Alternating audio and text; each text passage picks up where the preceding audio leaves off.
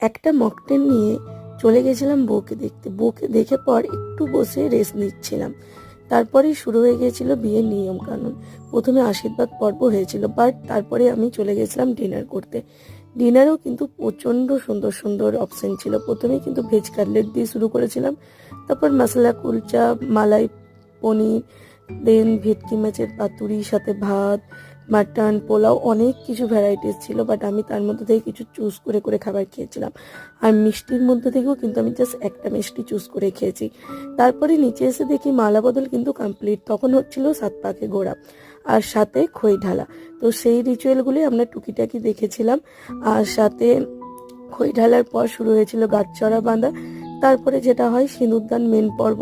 তো বিয়েটা কমপ্লিট করার পরই আমরা বাড়ি ফিরে এসেছিলাম, যেটা লাস্ট টাইম কোনো ব্লগ করিনি। তো এই ব্লগগুলো কেমন লাগলো অবশ্যই জানিও।